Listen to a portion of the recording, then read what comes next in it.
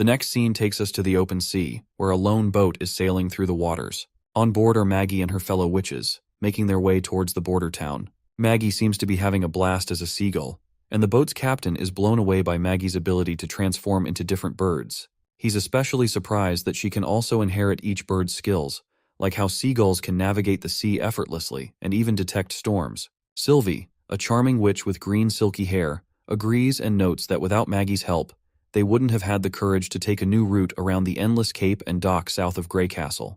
That's when the captain bursts out laughing, saying that even though Maggie looks exactly like a seagull, he can still tell her apart by the shape of her body. Sylvie raises an eyebrow and notes that she never noticed it, because she claims that she tends to observe things more directly. Well, considering she's one of the witches who can see through fake identities, lies, and all that stuff, it's obvious she does not distinguish between people through their body features. Sylvie then glances at the ship's crew and notices that they look exhausted, so she politely asks the captain to switch their shifts. The captain is amazed that she can pick up on such subtle details. It seems nothing escapes the sharp eyes of Sylvie. As the captain rushes over to get his crew to stop slacking off, Sylvie's mind drifts back to the last conversation she had with Princess Tilly. Tilly had told her that their trip to the border town wouldn't just be about connecting with their sisters and offering help.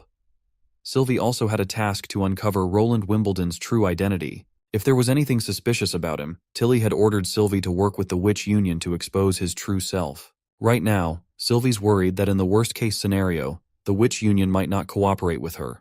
They could end up imprisoning her and her crew just to keep Roland's false identity under wraps. She notices other witches goofing around on the ship.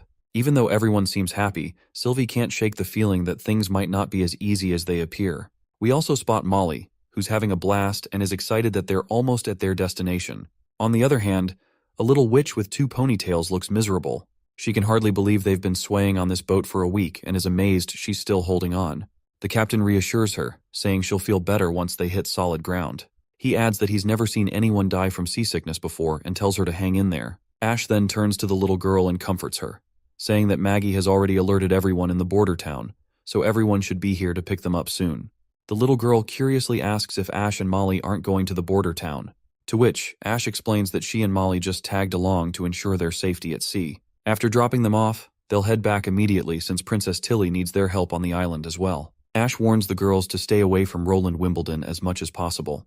The little witch then curiously asks her senior why they should be afraid of him since he's just Princess Tilly's brother. Ash agrees he's her brother, but makes it clear that being royalty doesn't mean the prince isn't a creep who likes groping witches.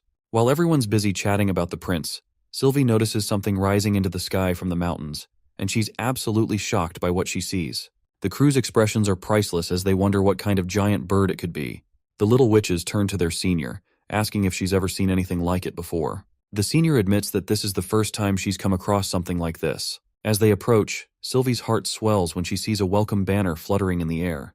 It's clear the Witch Union is greeting them warmly, and the banner's message clearly says, "Border Town welcomes everyone," which just leaves Sylvie momentarily speechless. When the ship finally reaches the shore, Wendy takes the opportunity to greet everyone warmly and welcome them into Border Town. While Ash remains calm and composed around Wendy, the other witches behind Ash still look quite nervous. Wendy and Ash exchange greetings, and Anna soon arrives on the scene. As Sylvie's eyes land on Anna, she notices that all the magic around the witches seems to be gravitating towards her. The sheer amount of power radiating from Anna blows her mind, making her realize just how extraordinarily powerful our girl Anna truly is. While some witches are busy exchanging greetings, others are eyeing the giant hot air balloon with curiosity.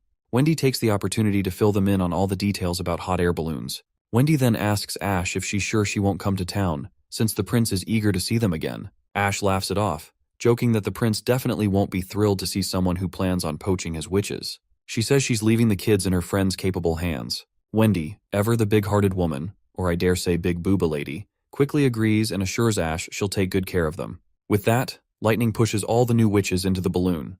While Sylvie is still feeling a bit anxious, Anna simply snaps her fingers, and black fire erupts, propelling them up into the sky. Molly waves a final goodbye from the ground, and the girls above in the air take off, heading toward their new home. Up in the sky, Lightning quickly asks the newcomers to show off their powers, while Wendy checks in with Sylvie to see if she's feeling all right. Sylvie replies that she's fine, but admits to having a bit of a headache. Well, it seems like she is feeling more than a surge of pain inside her. She curses herself for instinctively activating her magic eye.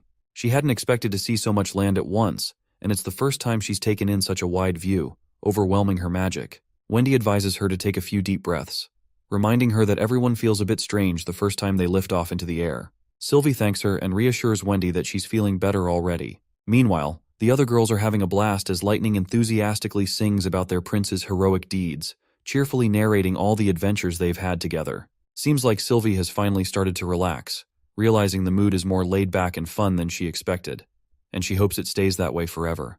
When they finally arrive above Border Town, the balloon lands near the castle, and the girls are absolutely shocked when they hear the resounding boom of cannons firing. Lightning quickly reassures them, explaining that the prince fired the cannons just to welcome them. Soon after, witches from the Witch Union arrive to greet the newcomers. Sylvie is blown away by the fact that their magic is completely different from what she had expected. She can't help but take note of how friendly the Union sisters have been so far, though she reminds herself to stay on guard just in case. Once they enter the dining hall, they see a feast already laid out on the table. The prince warmly welcomes everyone to Border Town, introducing himself as the ruler of the Western region, and tells them to make themselves at home. While the other ladies are overjoyed to see the feast before them, Sylvie is absolutely blown away by what she is seeing before her. She notices that the prince isn't wearing any stone of divine judgment, and there's no trace of magic inside him. This tells her that the man in front of them is indeed Roland himself, not disguised or controlled by magic. After a hectic day, we find the prince gulping down some delicious wine, letting out a satisfying burp as he leans back on his bed. He's so excited about the witch's arrival that he can't even sleep, so he's drinking to help himself doze off. The prince addresses the newcomers as sisters and asks if their accommodations have been arranged. However, Nightingale isn't too thrilled about him calling them sisters right off the bat, warning him that he shouldn't trust them so quickly. The prince asks Nightingale why she's so cautious, to which she reveals that the witch named Sylvie was speaking half-truths. Although there was nothing malicious in her words, she was very careful in how she chose them. The prince nods, understanding her point. He speculates that Sylvie is likely trying to determine if he really is the true Roland Wimbledon. He reminds Nightingale that if one of her family members completely changed their personality, she'd also wonder if they had been replaced or controlled. This is exactly what Tilly thinks of him, since back in the capital, Roland was notorious for being a lousy slacker and an easy target for bullying. This makes Nightingale curious as well, wondering if the prince is truly Roland Wimbledon. The prince responds that he is indeed Roland, but at the same time, he's not. Nightingale, with her keen sense, quickly sees that the prince isn't lying and asks him why he isn't. The prince grins and simply says that this is just how it is, and there's nothing to lie about. Nightingale just shrugs and says that as long as he remains the Roland she knows, she's fine with it. The prince nods plainly, saying he's always been himself since the day he met her. The next morning, all the newcomer witches are lined up before the prince, greeting him with an anxious, "Good morning." The prince tells them to relax, assuring them that he's not big on formalities, so they can call him whatever they call Tilly. He then explains that he won't assign them any work during their first week.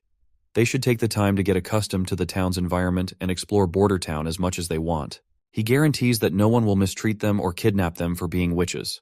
He reassures the nervous ladies that he has already removed the church's influence from the western region, so this place is as free as Slumber Island, a place of freedom for everyone. The prince continues by assuming the newcomers already know the basics of anti-phase and maturity, so he directly explains that there will be basic lessons after dinner, covering reading, writing, mathematics, and natural sciences. Their salary will be 1 golden royal per month, with weekends off and paid vacations. If they have any questions, they can ask Wendy for clarification. Once the administrative details are out of the way, the prince dives into the most exciting part of the meeting. He's eager to see the witch's abilities firsthand, as Tilly's description was a bit vague. He decides to go outside to start the demonstrations. As he stands up from his seat, Sylvie interrupts to add something. She presents a few pieces of paper and explains that Princess Tilly discovered these ancient texts at a ruin site near the bay, and there's also a letter included with them. The prince starts reading the letter and quickly becomes anxious. As we already know, the letter reveals some serious and concerning information related to what Tilly encountered at the ancient ruins near the bay. Once Prince is done reading, Lady Scroll confirms that the text in the letters matches exactly with the book Kara retrieved from the Eastern Forest ruins. This revelation piques everyone's curiosity, including the prince's, who reflects on the details in the letter about the man-made island with unpredictable tides, the ancient telescope, and the stone door on the sheer cliff. He finds these elements incredible and is puzzled by the existence of such strange ruins at the bay. Lady Scroll agrees with Princess Tilly's assessment, pointing out that the ruins were created by the same people, given the consistent scripture and language. She's concerned about why the church would have built these structures and then abandoned them. Wendy adds that it's not just these ruins that are mysterious.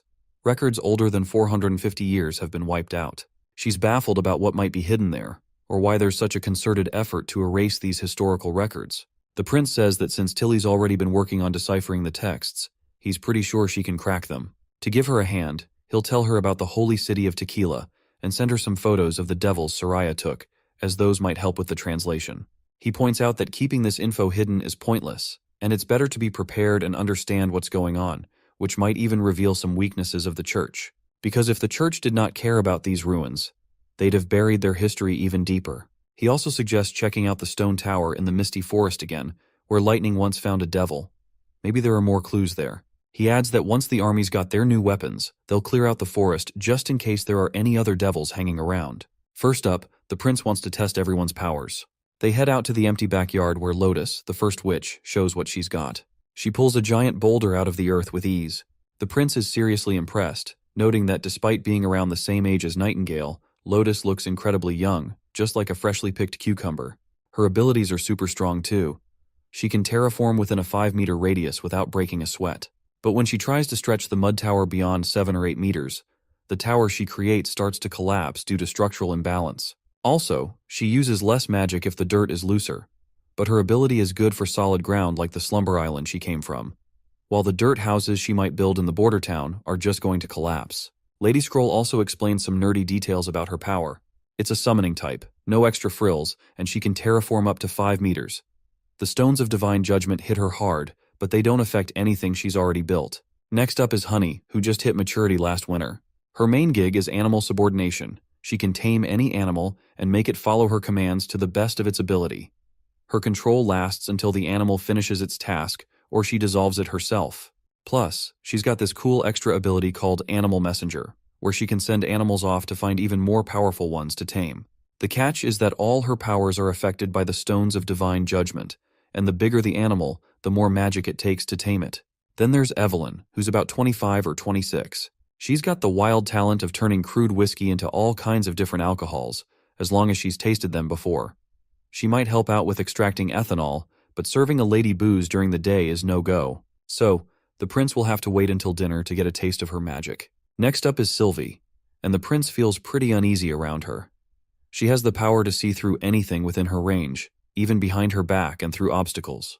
Her vision is totally unobstructed, which is a bit unsettling for him. He's actually a bit envious of her ability. Imagine being able to see through clothes of any woman you want. Sylvie also has an additional ability similar to Nightingale's, where her magic can see accumulated and dissipate. Following Sylvie is Candle, who reached maturity during the last few months. Before, her powers were limited to candle lanterns, but now they're amplified. She can maintain a state of matter for a period of time. For example, if she casts her magic on an ice cube, it won't melt, even if you put it under the sun. Her power is enchanting in nature and requires direct contact with the target.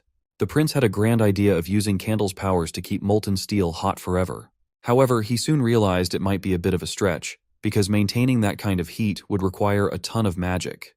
The real challenge is how much magic is needed and how long it can be kept up, especially for larger volumes. Nightingale also points out that Candle's magic is pretty good, but her mana capacity is on the lower end of the scale. Still, her talent is a gem. If she can keep something in a stable state, it could seriously boost the durability of machinery made with weaker materials. So Candle's got the potential to make those machines last longer and run smoother. Once he's done examining, Nightingale asks if there are any witches the prince particularly likes. The prince replies that he thinks they're all quite good.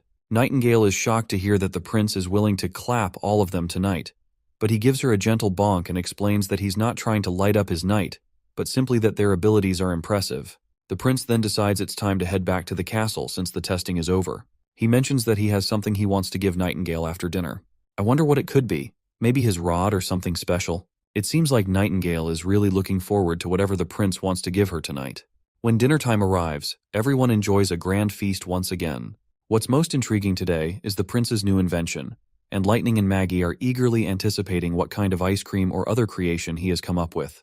The prince tells them that everyone will find out soon enough, but they should eat first.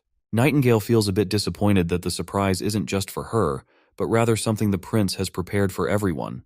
Meanwhile, the new witches are fascinated by the chopsticks. Lady Scroll explains that the prince often invents new and interesting things like perfumes, chopsticks, and ice cream, and he tests them on a witch before officially manufacturing and marketing them. The new witches fondly recall the luxurious experience of bathing with soap they had a while ago in the castle, a treat typically reserved for nobility. They can hardly believe they're living a life that rivals even that of kings, given all the amenities they're enjoying. As the witches get cozy and start feeling at home, we're skipping ahead to the end of dinner, where the prince finally grabs everyone's attention and decides to reveal what he's made. A few maidens quickly bring out wine, and the prince announces that he's starting with white wine among his inventions. Compared to the Hebrew and fruit wines they've had before, this one is the real deal with a higher alcohol content, so he advises the non-adults to stay away. Lightning protests and insists she wants to try it too, but the prince reassures her that he's also prepared something lighter, which can be enjoyed with a bit of extra ice. He presents all of the types of wines in front of Sister Evelyn, and mentions that he's heard she's been to cocktail pubs and breweries before, so he's curious to hear her thoughts. Evelyn quickly agrees, picks up a glass of wine, and takes a gulp.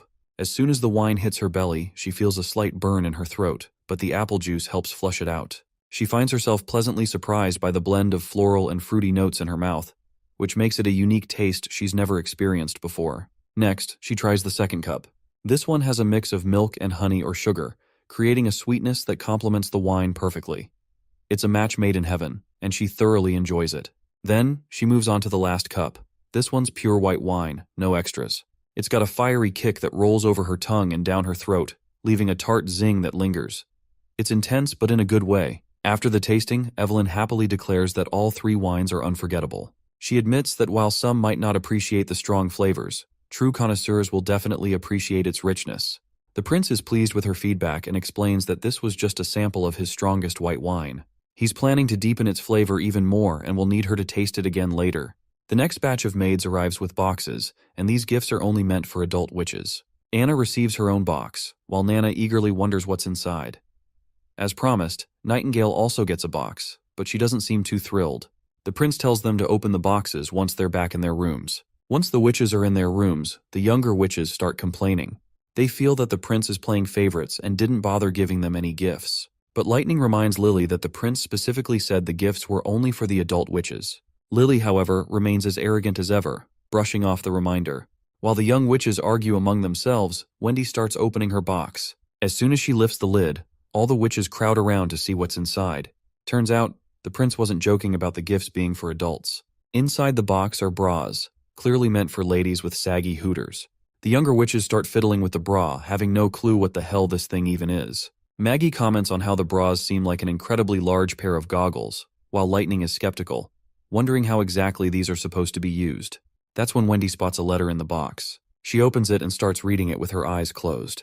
Meanwhile, Lady Moon is enjoying the soft, smooth texture of the bra, while Lightning and Maggie are still trying to figure out what's going on. It seems like the older witches have finally understood what the bras are for, and they're pretty embarrassed by the letter.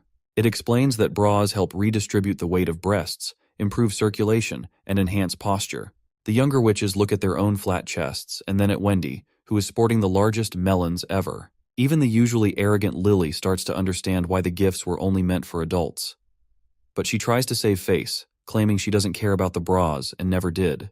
It's clear, though, that Lily's just trying to cover up her embarrassment about not having a pair of her own. Lightning tells Wendy to take hers off because she wants to try it too, but Wendy gets flustered and quickly pushes all the younger witches out, telling them to go to sleep. She closes the door behind them, her heart still racing, and wonders why the prince gave them something like this. Nightingale confusingly questions why the prince didn't just give the bras collectively. But then, realization strikes her like a thunderbolt out of the blue. Maybe the prince gave them individually because each bra is a different size, meaning he actually paid attention to everyone's measurements. Realizing this, Nightingale bolts out of the room and rushes to Anna's room. There, she asks her about the gift. Anna proudly shows off her chest and says the bra is surprisingly comfortable, and she's already worn it and finds it quite convenient. She then offers to show Nightingale the bra, but Nightingale quickly turns her gaze away, saying she doesn't want to see. Instead, she asks if Anna thinks it's weird for the prince to give them something like this. Anna points out that the prince plans to sell these bras to the public, so he's just testing them on the witches first. The conversation shifts to discussing how the bras fit and their comfort, so we'll skip over that part. In the next scene, we see the ship sailing. Inside, the prince is speaking with Sister Lotus, asking her to raise dirt on both sides of the river to lay the foundation for a bridge. They dive into some nerdy physics and science talk, and in the end, the prince asks if she can raise the dirt over 10 meters, given the river's depth. Lotus confidently agrees, saying she'll handle it. Meanwhile, Wendy is steering the boat with her wind powers and is pleasantly surprised that her shoulders no longer hurt, thanks to the bra. She's eager to thank the prince personally for the thoughtful gift. Once they reach the perfect spot, the prince tells Wendy to stop the boat. He then instructs his fellow engineer that they need to dig a pit around the dirt that Lotus is going to pull out, and they'll fill it with concrete. The prince specifies that the pit should be no more than 5 meters in diameter and 1 meter deep. Once it's filled, the witch will lower the depth by 1 meter. If they repeat this process, they'll be able to build a concrete wall that extends down to the riverbed.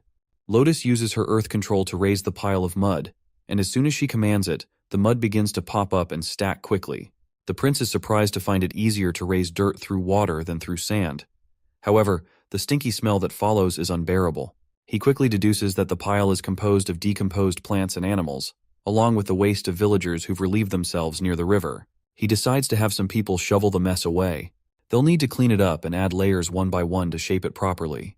The prince laments that if transportation weren't such a primary issue, he would have used the decomposing trash as fertilizer. Speaking of fertilizer, the scene shifts to a vibrant field of crops, bursting with grain. We meet a guy in a cap, known as Sirius, who admires the impressive yield. The seeds have doubled in quantity, and the grains are bigger than ever, all thanks to the witch's hard work. Sirius reflects on how, ever since the prince held the ceremony and Nana appeared on stage, the witches stopped hiding themselves. It's clear that only witches can raise soil in the middle of the river. Suddenly, 2 people rush up to Sirius, and it looks like he is not thrilled to see these guys here, because he's pretty sure they're about to ask the same old questions.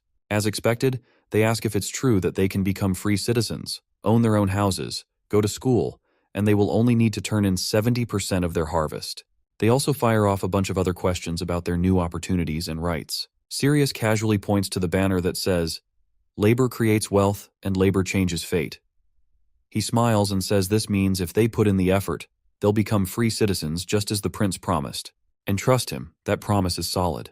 When someone asks what they should do with the remaining 30% of the harvest, to which Sirius explains that you can either sell it to the prince, eat it yourself, or use it as seeds.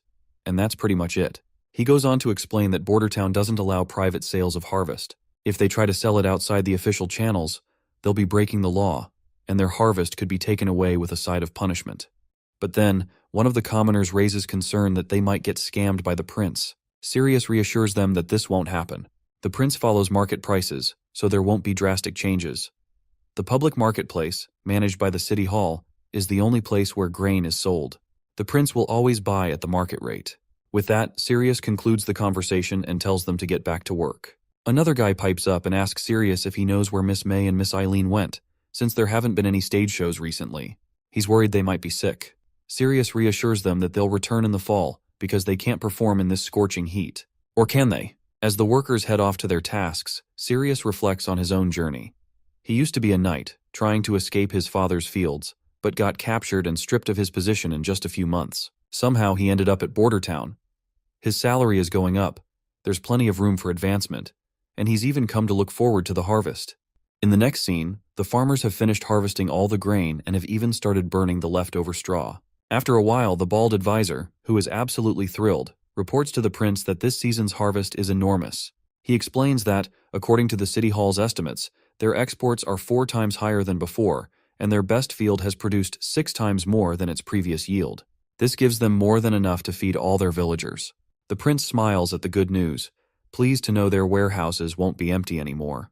The bald advisor adds that with additional workers and more farmers, they could easily support 50 to 60,000 people. This makes the old man even more turned on, as he dreams about their town growing into a city and then expanding across the entire continent.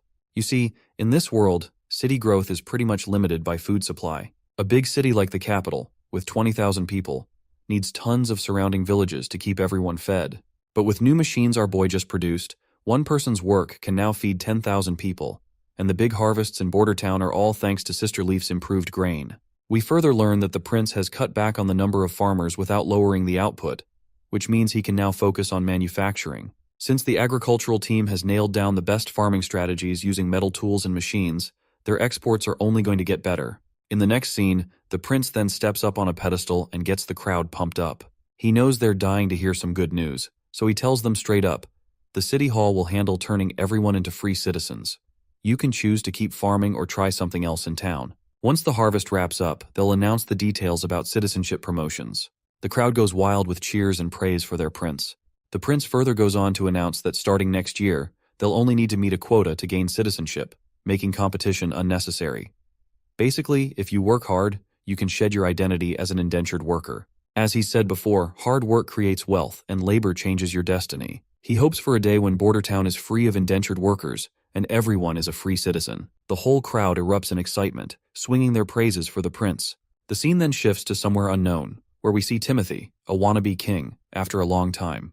He's lounging in an office room, reclining back in his chair and bizarrely sniffing the wooden table. By the smell, Timothy can tell the table is made of cerulean wood. He's surprised to find that her sister still prefers materials from Blizzard Peak, which means his sister definitely not feminine at all. A creepy smile spreads across his face, which soon turns into maniacal laughter as he gloats about having outdone his sister, Garcia. Timothy reveals that in just half a month, he's methodically taken over the Sand Nation people she left in Clearwater Port. He's confident that she's lost her grip on the southern region, and he's feeling pretty smug, knowing that the Queen of Clearwater is now history and the southern region is back under his control. Just as Timothy is savoring his triumph, one of his knights barges in.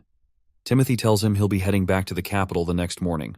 The knight will handle everyone else, except for Timothy's personal guards and the capital's night squad.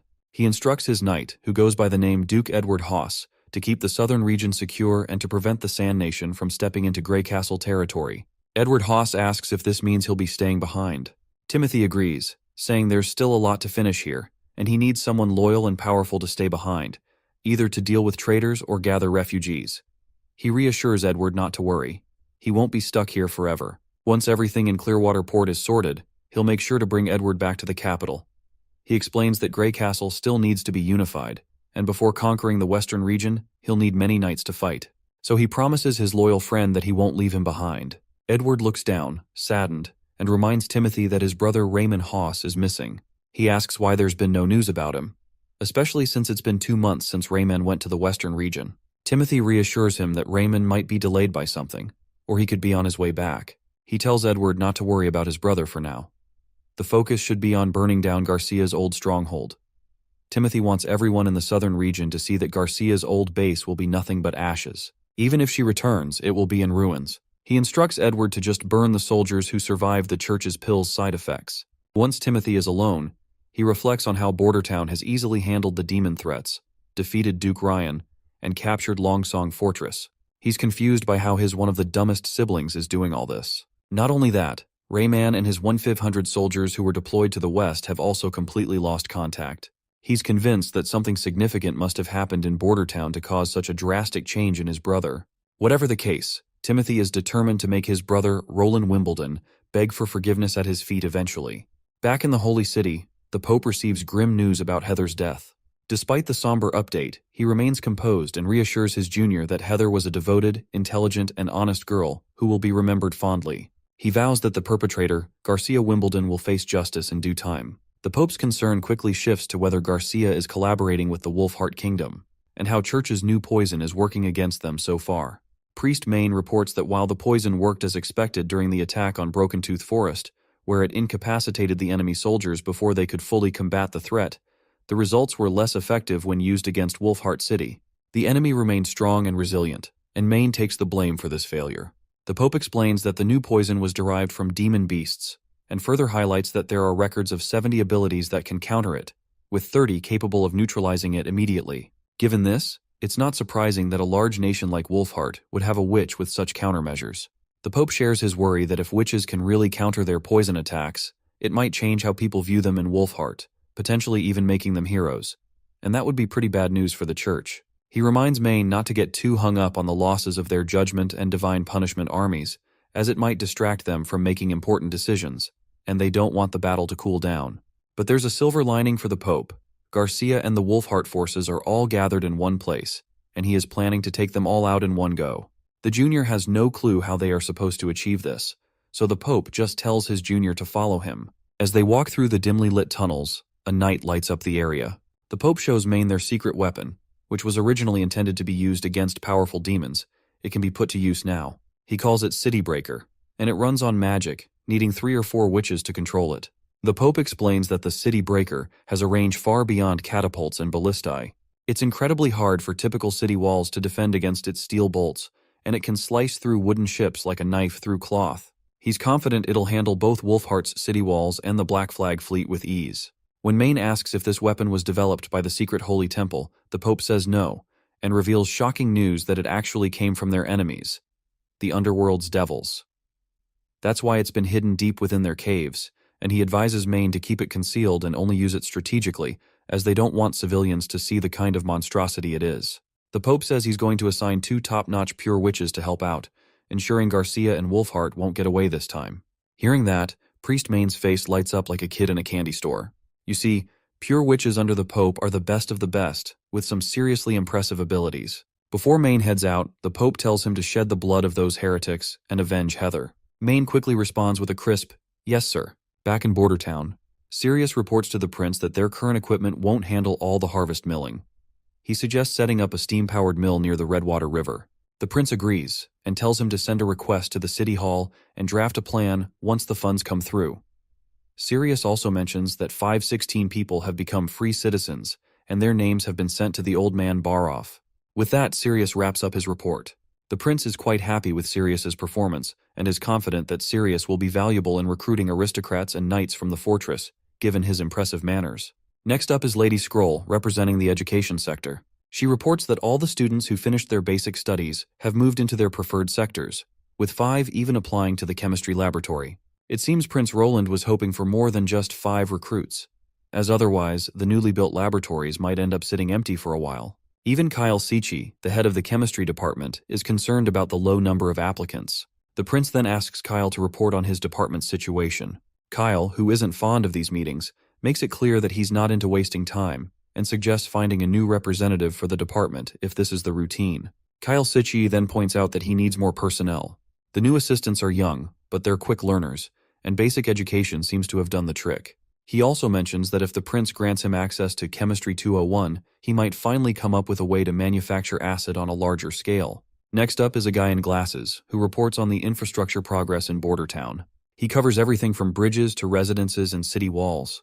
Let's not forget about Captain Ironaxe, who reports that the Second Army has finished basic training and is ready to march to Longsong Fortress whenever needed. Aside from the artillery division, all soldiers have now switched to using revolving rifles. With that, the meeting wraps up. The prince thanks everyone for their contributions and announces a raise in their salaries. From now on, department heads will receive 2 gold royals a month, and they'll increase their employees' wages accordingly as well. The prince finally announces the highlight of the day, his plan to expand Bordertown into a real city. He's talking about a massive transformation that will stretch the city west to the Badlands, east to Longsong Fortress, and south to the sea. The surrounding mountains will serve as their natural walls, making the city larger than the capital or any city in all 4 kingdoms. He emphasizes that all it will take is hard work and preparation to turn Bordertown into a metropolitan marvel that will outshine all others. Once everyone has left, the old man Baroff raises a concern. Despite the recent successful harvest, the treasury is running low on funds. After paying Margaret, the Merchant Guild, and Theo, the finances are tight, with only about 2,000 golden royals left, which is a dangerously low balance. Prince Roland reassures Baroff that income will be forthcoming, because the Margaret Guild is expected to purchase another set of steam engines soon. Also, the high-pressure canisters and hydrogen replacements will need a bit of research from the chemistry department. Once that's sorted, they plan to sell hot air balloons and hydrogen refills. They'll charge 50 royals per refill, with a free refill after every 10, which should provide a steady income stream. Speaking of the chemistry department, Baroff then points out that Kyle Sichi needs to improve his social skills, as he's often quite impolite. The prince doesn't mind Kyle's lack of social skills. After all, scientists aren't exactly known for spending much time in the fresh air. As the night deepens, Kyle Sichi, true to a scientist's nature, is still buried in his studies. He's wrestling with periodic tables and equations, though we don't need to get into the nitty-gritty details. What's clear is that Kyle is working tirelessly, determined to fill the laboratories and figure out how to manufacture acid. His main goal is to earn Chemistry 201 from the prince, although what exactly that entails is still a mystery to us. It seems Kyle has a lot riding on this, and he's pushing himself to the limit to reach his goal. The next scene takes us into a mysterious cave where the witches can be seen exploring. They suddenly stop, and Nightingale asks Sylvie if this is where the tunnel splits. Lightning jumps in with precise instructions, saying they should start at the second door, while Sylvie also adds her 2 cents to help steer the team in the right direction. After a bit of wandering, Lightning points out there's just one last door to check. Nightingale eagerly vanishes from her spot and reappears at the front, urging everyone to move further inside. Sylvie, watching this, can faintly see Nightingale's magic when she disappears, but can't quite capture her figure or movements. She remembers Tilly saying that Nightingale is the most battle-ready witch in the Union she should be aware of. It turns out the prince sent everyone into these mines because there's an old legend about an ancient beast living here. He told them to report back after their trip. Because of the danger, Sylvie reveals to us that Nightingale was specifically chosen for this task due to the legend that these mines were once the nest of an ancient beast and some miners have gone missing. Suddenly, Sister Lucia halts their journey and sits down to examine some ore she's spotted because she thinks the prince might be interested in it. After their brief detour, they finally reach door number 23, the one they'd been searching for. Sylvie steps forward, using her abilities to check it out. After a thorough scan, she can clearly sense that there are no ores here, but there are some further down. There are 4 tunnels, one of which seems to slope downwards. Lightning is intrigued by the downward slope and asks Sylvie about it. Sylvie responds that it might lead to a deposit. She also seems a bit exhausted, probably from using up her magic. Nightingale then points out that they'll never know unless they investigate further. So eventually, they reach the downward slope, which drops steeply from where they're standing. Nightingale comments that it looks pretty deep, and Lucia, feeling uneasy, mentions that she feels like someone's watching her and suggests they should hurry back once they complete their investigation. Sylvie scans the area once more and notes that there aren't any ores around, so they should probably leave. But then she notices something odd. When she tries to scan the middle path, she can't see anything.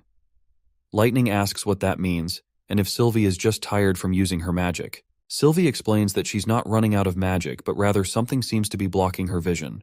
Nightingale decides to check it out herself and tells the other girls to stay back. However, Sylvie quickly stops her, saying that something could be causing this effect, and going in could be dangerous. Nightingale asks what she means, and Sylvie explains that it seems like there are stones of divine judgment involved. These stones appear to be underground and stretch throughout the area. In the next scene, we see the prince arrive at the underground location with his trusted partners and is utterly awestruck by the sheer magnificence of the giant crystal before him. He turns to his knight and asks if they built the staircase. Knight Carter responds that they did not. It was already here when the First Army discovered this place. He believes it has been here for decades, possibly even centuries. Sister Lightning agrees somewhat, noting that Border Town was established around 70 years ago, so it's unlikely the staircase is related to the town's villagers or the kingdom. Carter adds that Grey Castle didn't even exist 100 years ago, so it seems implausible that anyone from centuries ago could have built it. The prince then reminds them that they do know of a group of people who lived 450 years ago and were forgotten. As the prince takes a closer look at the crystal, he remembers that glowing rocks usually have radioactive or fluorescent properties. But this stone of divine judgment doesn't seem to fit either category. If it were radioactive, the soldiers from the First Army would have been toast within minutes. And it can't be fluorescent since there are no light sources in the cave. Plus, even though these crystals act like prisms, they don't have any of the usual crystalline patterns, so he's totally baffled about how they even got here. Knight Carter is blown away, pointing out that a stone of divine judgment the size of a thumb would be worth a fortune, but something this massive could bankrupt all 4 kingdoms. Nightingale isn't thrilled with Carter's line of thinking, though. She gives him a stern look and asks if he's seriously considering handing it over to the elite just so they can use it to torture witches. Meanwhile, Lightning is fascinated by these crystals. They're the first stones of this color she's ever seen, and if they could bring one back, they wouldn't need candles anymore. But Nightingale reminds everyone that, as intriguing as the crystals might be, they're really just shackles for witches. Still, Lightning wants to take a small piece of the stone as a trophy from her exploration. The prince gives her the green light to go ahead, as long as she isn't too dismayed by it. With that, Lightning tries to crack the stone with a rock, but it doesn't even leave a scratch. Even Knight Carter is surprised because, as far as he knows, divine stones of judgment are supposed to be fragile. Lightning then starts hitting the crystal from different angles, but the result is the same. No scratches, no cracks, nothing. That's when the prince tells Nightingale to give it a try. She bombards the crystal with bullets, but it remains just as shiny and undamaged as ever. The prince is intrigued that even revolvers can't make a dent in the crystal. Carter wonders aloud how the church managed to break it down for sale if it's this tough to crack. Nightingale then points out that these stones should be pulverized with the slightest strength. Anna also chimes in with some info of her own, asking our boy if he still remembers the treasure map. She explains that one of the maps actually points to this location, not the northern mines. The prince is also shocked by this news, realizing that this cave holds a significant amount of these stones, which makes it a part of the treasure place. Once they're back in the office, the prince studies everything with Lady Scroll. He points out that it matches what he remembers, and the southernmost point does indeed align with the northern mines. Lady Scroll adds that if Anna is correct, this map could be one the church left behind while searching for new veins of stones. She's curious about why they would abandon everything after excavating it and building the stairs. The prince reveals that given the high value of stones of divine judgment, this cave certainly doesn't seem like something they'd leave behind. Since they can't go to the city of Tequila right now, he wonders if the answers might only be found when they visit the stone towers. I'm not entirely sure what is going on, but let's hope to soon connect the dots when we further dive into the story. As night falls over Border Town, the new witches chat during their study class. Evelyn asks Sister Candle if the prince assigned her any tasks. Candle nods and explains that he did give her a task. She says he asked her to use her powers on some metallic lumps to keep them solid at room temperature, but she's not sure what he plans to do with them. Candle then inquires about what tasks the prince assigned Evelyn, to which Evelyn reveals that the prince hasn't asked her to do anything specific. She's free to learn whatever she wants. Sometimes he does ask her to sample new booze, and she's given suggestions like adding water or fruit juice, but the prince seems focused on making the strongest alcohol possible. That's when the little girl mentions that the prince must have a reason for his request. But before she can elaborate, their teacher, Lady Scroll, walks in. Lady Scroll breaks the news that they won't be learning any new material today. Lightning's face lights up, excitedly asking if they're going outside, or maybe tasting some new food. Lady Scroll just smirks and shatters their hopes by announcing that she'll be giving them an exam on everything they've learned. Everyone looks confused to hear this, and wonders what this exam thing is all about. Lady Scroll explains that, after 3 months of studying, the prince thinks it's time to check their progress. They'll tackle problems in 3 subjects: language, mathematics, and natural sciences. She adds that they'll need to answer the questions on their own and can't get any help during the exam. Everyone's faces fall at the shocking news, but Lady Scroll isn't done dropping bombs yet. She announces that the prince has explicitly stated that only those who answer more than half of the questions correctly will get to enjoy ice cream during the weekend afternoons, and those who score below half will lose their tea privileges. That last line leaves Nightingale completely boggled. As a fan of afternoon teas, she's pretty sure she's in trouble. Lady Scroll adds that witches from Slumber Island are exempt from this exam and can either stay and finish or take the day off. No matter their score, they won't lose any privileges. The new witches finally breathe a sigh of relief, realizing they're not completely screwed after all. Candle turns to her friend Evelyn and asks if she's going to stay for the exam. Evelyn nods and explains that taking the exam is a good opportunity to learn. She wants to advance her abilities by gaining more knowledge, and she's been practicing her writing after class with help from Lily and Moon. She figures it's worth the effort to avoid falling behind. Hearing this, the little witch decides to join her for the exam as well. Shortly after, the exam is conducted, and the answer sheets from all the witches are sent to the prince. The prince thanks Lady Scroll for her help, and as he reviews the answer sheets, he's fascinated to find that Nightingale has passed. Well, it seems like the prince is a bit disappointed that Nightingale passed because if she had failed, he was planning to discourage her from eating more sweets during afternoon tea. Nightingale quickly catches on and starts pinching his shoulder, practically telling him not to even think about it. Jokes aside, the prince is genuinely glad that all the witches performed exceptionally well. What's even more fascinating is that 2 new witches also took the test, where Evelyn scored 5 points while Candle scored 36. The prince is especially impressed by Candle, who only attended the course for 2 weeks but still managed to score 60 points. It just proves how witches, both physically and mentally, have a significant advantage over commoners. The next scene shows Lucia practicing hard with the materials inside her pouch. That is when her little sister wanders in and asks why she's still practicing so late. Lucia loses her concentration due to the sudden interruption and gets annoyed at her little sister, telling her to focus on reading the books instead of bothering her.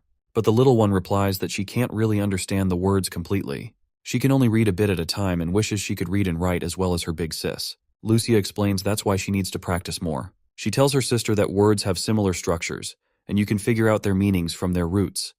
It's all part of the learning curve. The little girl reluctantly grabs a book and goes back to reading. Just then, Nightingale shows up and notices the sibling squabble. The little girl quickly rushes over to Nightingale with a pleasant smile and says she's just reading some books while her sister is busy practicing. Nightingale then offers ice cream to both sisters, and they eagerly grab their sweet, delicious treats. As they enjoy their ice cream, Lucia points out that these goodies are usually only distributed after noon tea time, so she is curious how Nightingale managed to get her hands on them. Nightingale proudly boasts that she placed 3rd in the exam, just behind Leaf and Wendy, Since the prince didn't expect her to pass, she figured she'd try to get something extra from him. Lucia then asks how many points she herself scored, to which Nightingale reveals Lucia got around 68 points. Lucia's face falls a bit at this, since there were 120 points total, and she only scored a little more than half. As her mood sinks, her melting ice cream starts to drip, and a drop of creamy sweetness lands on her hand. Nightingale quickly grabs Lucia's hand and licks the sweet nectar off, reassuring her that she did fine. She explains that Lucia hasn't been studying with them for long, so it's perfectly reasonable to miss a few questions in math and science. The banter among the ladies continues, and the little girl cheekily asks Nightingale if she likes princes. Her big sister panics and quickly shushes her, saying she shouldn't ask such blunt questions. Nightingale blushes but admits that, yes, she does like him. The scene shifts to Roland's office, where Lucia presents the ore samples she collected from the northern mine. The prince thanks her for her help, and Lucia says it's all worth it if she can be even a little bit helpful to him. As the prince examines the ores, Lucia's thoughts drift back to Nightingale's confession. She admits to herself that she doesn't really understand romance or whatever it is, but the idea of a witch being interested in the prince seems impossible to her. She thinks it's best if witches keep their feelings to themselves and not let others know. Meanwhile, the prince finishes examining the ore and tells Lucia that he'll have Sishi take a look at it. He suggests that Lucia keep practicing her abilities at the mines and to ask Anna if she needs any help with anything. Lucia feels a bit confused that even the prince can't identify the ores. But then, the prince calls her name, and she perks up at the sudden attention. The prince congratulates her on passing the exam and reveals that she placed 9th with 68 points. He acknowledges that it's impressive to perform well after only studying with everyone for a month and encourages her to keep up the good work. Lucia brightens at the praise and agrees with a big smile, feeling more motivated and happy about her progress. After a while, the prince lets out a sigh, feeling disappointed that he couldn't identify the ores in the mine even after purifying them. He realizes there's still a huge gap between engineering and geology, and wonders if he should leave it to the alchemist, as chemical experiments are more reliable than observing things with the naked eye. Also, he does not have any time to stress anything, since it's already time he starts planning countermeasures for the months of demons. Suddenly, a reporter rushes into the office with an urgent report. There's a secret letter from the capital. The prince asks who sent it, and the reporter says there's no signature. The prince opens the letter and sees that it's unsigned and written in an unrecognizable handwriting. It doesn't take him long to deduce that this secret letter must be from Theo, who has done a good job hiding his identity. As the prince squints at the text, he reads that an army of 1,000 strong has left the capital and is heading towards the western region. The next scene opens to the resounding claps and cheers from the audience, celebrating the stellar performance of the stage actors. In the background, a newcomer asks Lady May if she performed really well. Lady May acknowledges that she has indeed improved a lot. Another little girl chimes in, hoping for some encouraging words from her senior as well. However, Lady May breaks her junior's heart by dropping the bombshell that she's still far behind and needs to work on her emotions. Another stage worker points out that Lady May seems pretty strict, especially since the audience enjoyed their performance so much. The senior reminds the stage worker that many of these audience members are commoners who've never experienced theater before, so it's a new experience for them. She adds that if their audience were elite members, their stage mistakes would have gotten them into serious trouble. Suddenly, another actor makes her entrance without missing a beat. She immediately begins berating Lady May and her crew, labeling them as third-rate actors performing in a rundown place like Border Town. Lady May's student is visibly annoyed by this, but the arrogant woman, known as Bella Dean, mocks them further. She questions if they even know their place and makes it clear that none of them are suited for a big city like Longsong Fortress. She emphasizes that the Longsong Theater doesn't welcome third-rate actors. She even sneers at their play, The Diary of a Witch, dismissing it as terrible and unworthy of attention. She continues her rant, accusing Lady May of causing a drop in the theater's revenue due to performing in such a filthy town. According to her, no noble would want to watch shows from a theater that also performs for commoners without charging any price, and these commoners are nothing more than monkeys in her eyes. But Lady May isn't having any of it. She shoots back, making it clear that Bella's being arrogant and clueless. She points out that the theater manager has a deal with Prince Roland and Ambassador Petrov, who are in charge of Longsong Fortress. She assures Bella that any revenue lost will be covered by Border Town. She further tells Bella to get a grip and stop running around like a headless chicken, because this is a business deal after all. And as for reputation, Lady May proudly adds that only second-rate actresses would worry about losing theirs. Back when she performed in the capital, the elite couldn't get enough of her shows. Lastly, she drops the bombshell that The Diary of a Witch was written by Prince Roland himself. So, by trash-talking the play, Bella is not just dissing some random script, She's showing contempt for royalty, which, by the way, is punishable by law. But Bella continues her rant, which eventually leads to a sharp slap across her face from Lady May. After delivering the slap, Lady May takes a deep breath, letting out the frustration that had been bubbling inside her. Miss Bella's lackeys quietly warn May that she's crossed the line by slapping her fellow actress. They remind her that an actress's face is her most valuable asset, and she can't just go around slapping people. Although Lady May inwardly admits that she acted on impulse, she still has no intention of apologizing to this trashy woman. She also recalls her time with Prince Carter, noting how men may seem all muscular and strong, but their weaknesses are in their eyes and throats. If it comes down to dealing with these lackeys, she's confident she could drop them with a single kick. So she doesn't falter and steps up to confront them. But just then, Prince Carter shows up. He announces that he's here to arrest anyone who insulted Prince Roland or schemed against his theater crew. Bella and her two lackeys are shocked to see the prince's knight, and Bella is pretty sure they're screwed since she was the one who belittled the prince's play. Later that night, Knight Carter and Lady May have a great time together, chatting and enjoying each other's company. But we are not interested in their lovey-dovey shit, so let's jump ahead 2 days. Inside the castle of Border Town, representatives from the 5 families have gathered from around the western region. Prince Roland reveals that he has received reliable intel indicating that Timothy has sent soldiers to Longsong Fortress. Their numbers are unclear, but there's no doubt they're coming for Border Town. He explains that Timothy's typical strategy involves kidnapping commoners to bolster his forces, then making them eat the church's drug. This drug, known as the Evil Crimson Pill, grants commoners strength even greater than that of knights, but its side effects are fatal and irreversible. Timothy plans to weaken the Western region's power by turning anyone useless to him into drugged berserkers, making everyone here in danger. As the leader of the Western region, Prince Roland instructs all the representatives to mobilize their personnel into the fortress. By doing so, Timothy won't be able to strengthen his forces. One of the members raises a concern, pointing out that they don't have enough food and supplies to sustain such a move. But Prince Roland makes it clear that they'll have to bring everything they can, and they only have 3 days to do that. Every commoner must be transported to the city, and once Timothy's soldiers are defeated, they can return home. All the representatives kneel in respect, and once they're gone, Prince Roland turns to his army captain, Iron Axe, and explains that this army is different from the last one they faced. Timothy's soldiers are currently sailing down the Redwater River, planning to infiltrate through Willowtown. He explains that this route is especially tricky because once they pass the river fork, they'll have the option to attack the fortress's south and east gates, or continue west to lay siege on Border Town.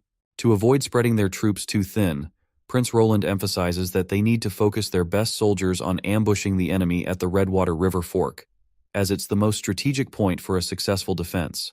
He further explains that Lightning and Maggie will keep an eye on the enemy's movements, so they don't need to station extra soldiers for defense.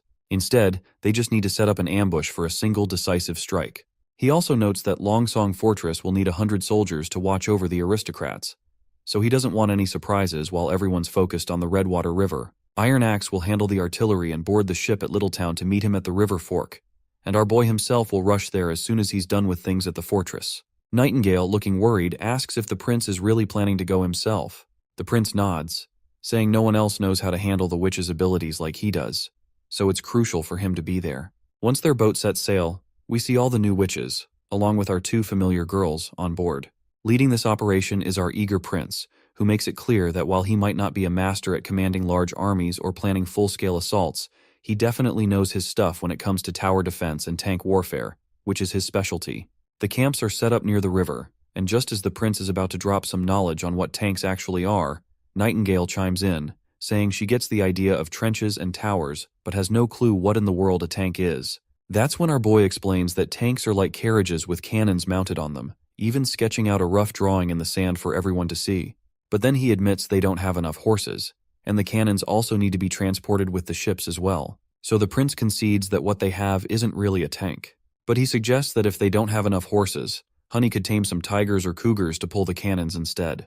Nana then asks if cannons pulled by tigers still count as tanks. The prince, with a grin, proudly says yes and even suggests they could call them tiger tanks or leopard tanks. That's when Lotus speaks up, asking the prince what her role will be in the battle against the fake King Timothy. The prince explains that they need to set up 2 perimeters on either side of the river. He draws a line in the sand to show the enemy's route and points out where their troops will be stationed on both riverbanks. The plan is to launch a surprise pincer attack, and to hide everyone, they'll need to build dirt structures in a V shape along the banks. These structures should be long with sturdy walls, and each will have 8 rooms with one small window facing the river. Lotus appears to be still confused, and says that while they can hide their troops in the mud houses, they won't be able to attack the enemy's ships. If the ships don't stop or dock, they might just sail past.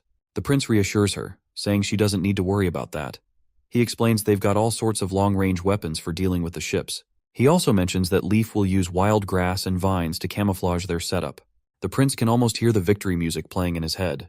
It's just a matter of time before Wendy transports all 16 cannons into the mud houses they're about to build. With that firepower, no matter how many ships Timothy has, they'll be at a serious disadvantage against his attack. The enemy won't stand a chance. The next day, a knight starts barking orders for all soldiers to get ready for the attack. Hearing the command, the soldiers quickly scramble into the bunkers, which are completely camouflaged under a thick layer of grass, thanks to Lady Leaf's work. Inside the bunkers, the soldiers start prepping their cannons, and they can't stop singing the praises of the witches. They're amazed at how the witches built huge structures overnight and instantly summoned grass and vines. They're even hearing rumors about one witch who can turn into a giant pigeon. The soldiers can't believe how these extraordinary abilities surpass anything mere mortals can do. Just as the soldiers are chatting and having a good time, someone reports that enemies are closing in. The soldiers rush to load the cannons, ready to spring into action at Miss Lightning's signal. The ships are definitely getting closer, and Sylvie confirms they're almost at the ambush point. Lotus is a bit anxious as the boats appear on the horizon, and the prince has not yet made a move. But then, bam! The ships are hit from all sides by a barrage of cannon fire. Lotus is completely blown away by the sudden and intense bombardment. The soldiers on the ships are completely helpless, dropping like flies under the relentless cannon fire. Lotus is still trying to wrap her head around what's happening, her mind spinning trying to understand how they're pulling this off. With people crying for help and blood everywhere, Sylvie quickly starts feeling queasy from the chaos. Lotus rushes to check on her friend, while the prince, observing the carnage, advises Sylvie to take a break.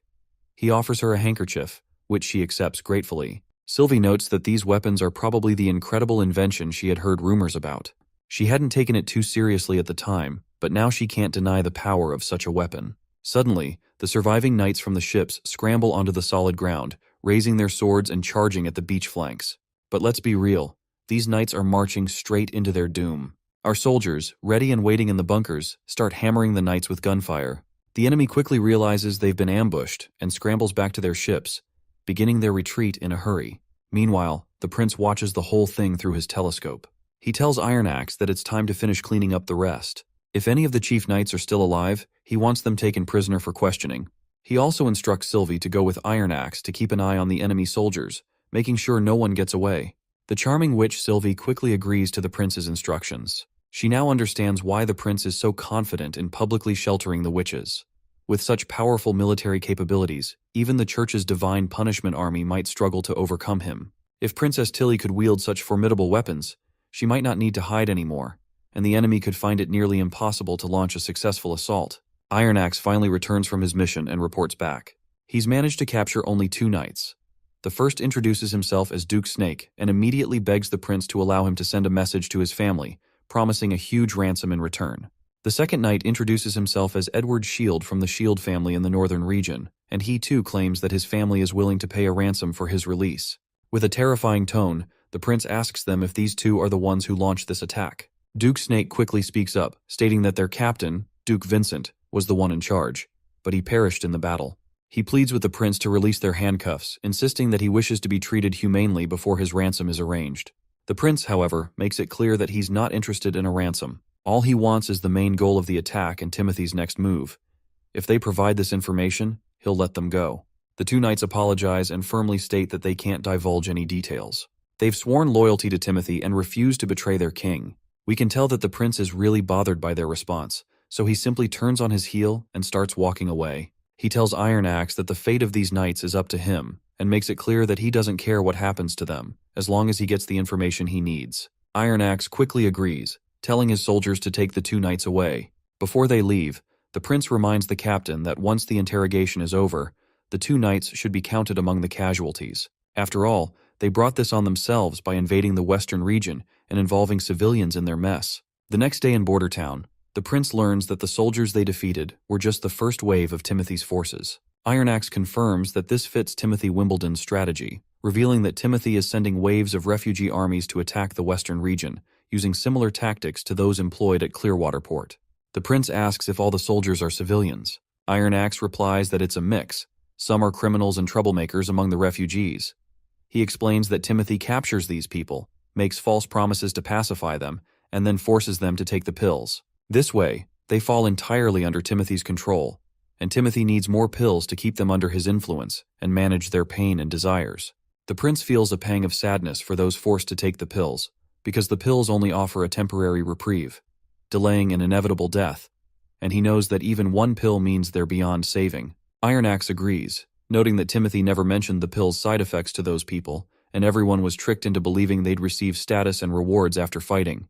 Duke Vincent had underestimated the defenses of Border Town and thought that 1,000 drugged commoners would be enough to take down the Border Town.